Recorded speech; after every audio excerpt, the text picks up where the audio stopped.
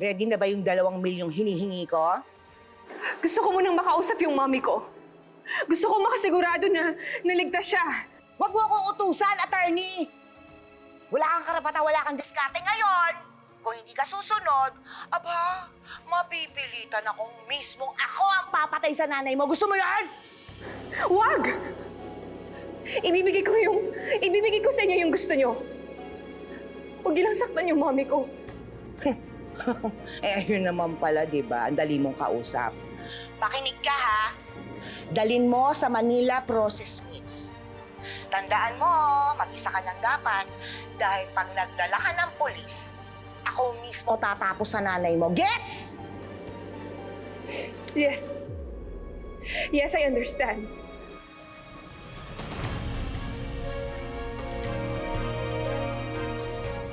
Kanina po nandito po siya, pero ngayon hindi ko na po alam kung siya nagpunta.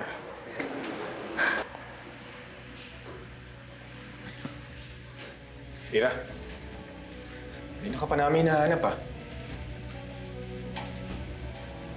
Teka, ba't pagkasama kayo, anong meron? She was so emotional earlier. Sobrang worried siya sa mom niya. I had to take her to the fire exit para walang makakita sa kanya habang nagbe-breakdown.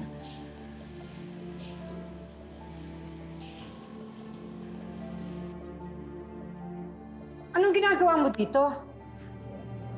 Siguro nandito ka para isabotahe yung pinaplano ng mga pulis para iligtas ang anak ko, no? Dahan-dahan ka sa pagbibintang mo, Sessa. Andito ako to give comfort to Attorney Ira. After all, her mom and I are friends. Huwag kang maniniwala sa kanya. Tuso at walang hiya yung babaeng yan. Sigurado ako na nagbabait-baitan siya sa'yo dahil may kailangan siya. Hutang na loob, attorney. Huwag kang maniniwala sa kanya. Huwag kang magpapauto. So, ako pa ngayon yung masama. Alam niyo ba kung anong ginawa ng babaeng yan? Pumunta siya sa bahay namin. Pagkatapos, she attacked me. Pinahiran pa ako ng dog food. Alam mo, pasalamat ka dahil naawa ako sa pinagdadaanan mo yon. Dahil kung hindi at masama talaga ako, kanina pa kita ipinahuli sa mga pulis. Tama na ho. Dito yung tamang oras para mag-away-away tayo. Ang mabuti pa, mag-focus na lang tayo sa paghahanap kina Lilet at Attorney Meredith. Ira, kausap mo na ba ulit yung mga kidnappers? Alam mo na ba kung saan sila mahahanap?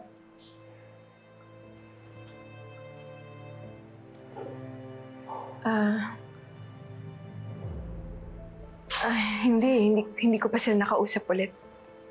Kaya hindi ko alam kung nasan sila. Sigurado ka, attorney? Bakit hindi na lang ikaw ang tumawag doon sa number na kumontak sa'yo kahapon? Well, I tried. Pero patay yung phone nila, kaya we have no choice but to wait for their call. Now, if you'll excuse me, medyo masama yung pakiramdam ko. Papahinga lang ako.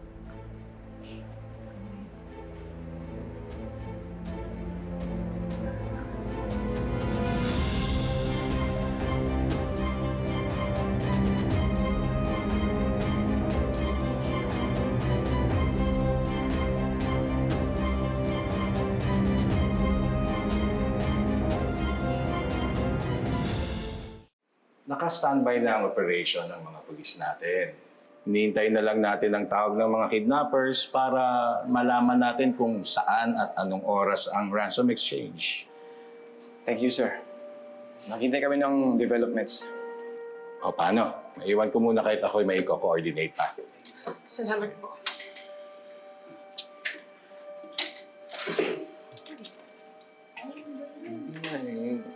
Ano bang gagawin natin? Attorney. Attorney Bonnie, nakausap mo na ba ulit sa Ira? Hindi nga sumasagot eh. Pero si Attorney Spanky pa-winner up to check on her. Ako lang may nakapansin na parang kakaiba yung kilos ni Attorney Ira. Aling Ses, Ano pong ibig niyo sabihin? Kasi alam nating lahat na sobrang pag-aalala niya sa mami niya. Pero bakit bigla siyang umalis at umuwi ng bahay niya? Parang may mali eh. Parang may hindi sinasabi sa atin sa Atty. Ira. Hindi kaya may kinalaman yan sa usapan ni Miss Ngano?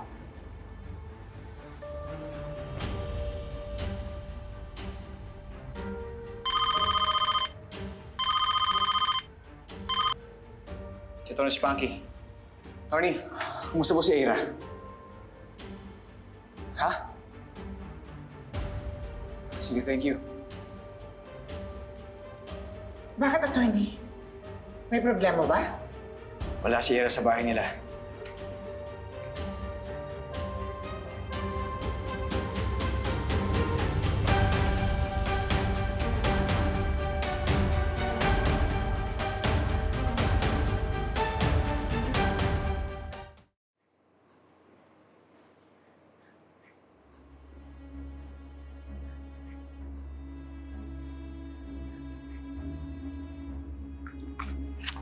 Attorney! Attorney! Did you find something?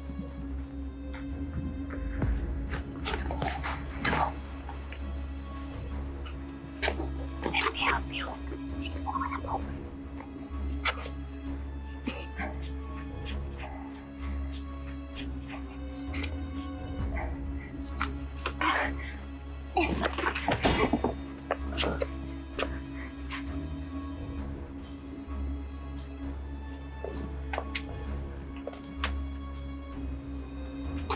Nagamit po natin to. Yes. Now we have a weapon. We just need a plan.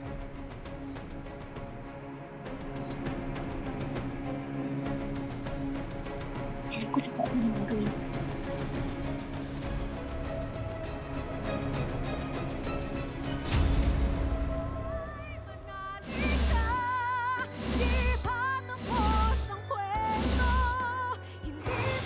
Mag-isa ka ba? Sigurado kang wala kang kasama? Yes. Bigay mo muna sa amin yung 2 milyong hinihingi ko.